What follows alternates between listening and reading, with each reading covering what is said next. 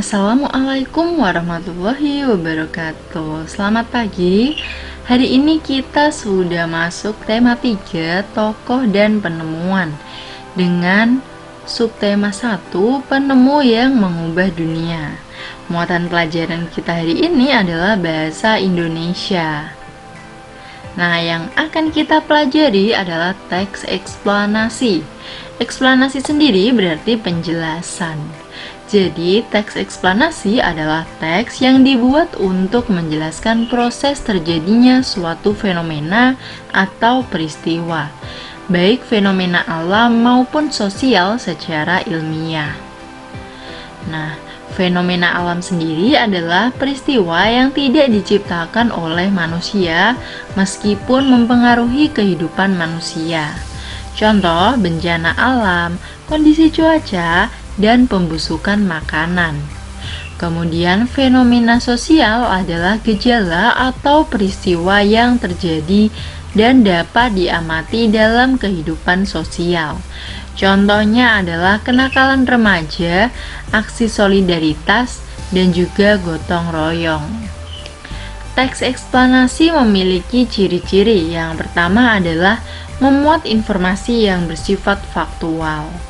Jadi teks eksplanasi ini adalah teks yang menjelaskan, penjelasannya itu runtut dan bersifat faktual atau nyata, tidak dibuat-buat.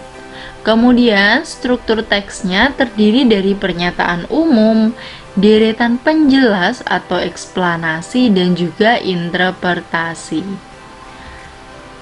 Nah, sekarang kita perhatikan satu persatu strukturnya. Yang pertama adalah pernyataan umum, kemudian yang kedua adalah deretan penjelas, dan yang ketiga adalah interpretasi. Pernyataan umum terdapat pada paragraf 1, kemudian deretan penjelas terdapat pada paragraf 2 dan seterusnya, kemudian interpretasinya terdapat pada paragraf terakhir. Pernyataan umum adalah pernyataan yang bersifat umum dan berisi gambaran awal tentang hal yang ingin dibahas di dalam teks. Jadi pada paragraf 1 ini yang berisi pernyataan umum belum membahas secara detail. Kemudian pada paragraf kedua, ketiga yang merupakan deretan penjelas berisi tentang penjelasan hal yang ingin dibahas di dalam teks sesuai yang ada pada pernyataan umum. Kemudian paragraf terakhir yaitu interpretasi bisa berisi pandangan atau kesimpulan penulis tentang hal yang ingin disampaikan dalam teks. Interpretasi bersifat pilihan, artinya boleh memuat atau tidak. Jadi pada beberapa teks eksplanasi tidak terdapat interpretasi. Nah, di sini ada teks berjudul Thomas Alva Edison, sang penemu bola lampu pijar. Terdapat 2 paragraf, silahkan dibaca dulu.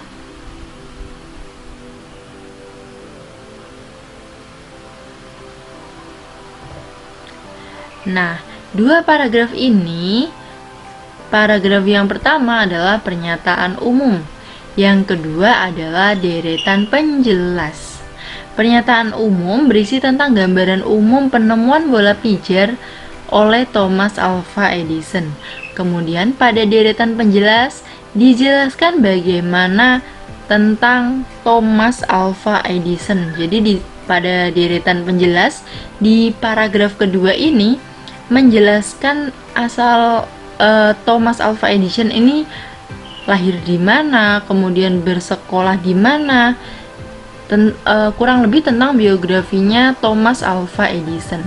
Kemudian teks ini masih berlanjut 2 paragraf lagi. Nah, paragraf yang ketiga ini disebut deretan penjelas yang kedua, yang berisi proses Thomas menemukan lampu pijar. Kemudian paragraf terakhir ini disebut dengan interpretasi atau kesimpulan, menyimpulkan tentang sikap Thomas Alva Edison. Jadi tadi teks ini terdapat dari 4 paragraf.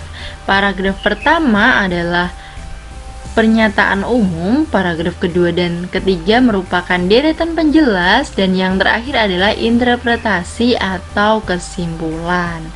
Jelas ya anak-anak? Nah, selain kita harus mengetahui apa saja struktur dalam teks eksplanasi, kita juga harus bisa menyampaikan informasi dalam teks eksplanasi. Untuk menyampaikan informasi dalam teks eksplanasi, yang pertama dilakukan adalah menyampaikan informasi dengan suara lantang. Kemudian menggunakan intonasi suara dan ekspresi wajah yang sesuai dengan isi informasi. Yang ketiga, artikulasi pengucapan kata harus tepat agar dapat dipahami. Yang keempat, pandangan mata ke arah pendengar. Nah, berikut adalah tugas kalian. Silakan cek di kolom deskripsi. Jika ada kesulitan, silakan menghubungi Bu Vera. Sekian dari Bu Vera. Semoga yang Bu Vera sampaikan bermanfaat. Wassalamualaikum warahmatullahi wabarakatuh.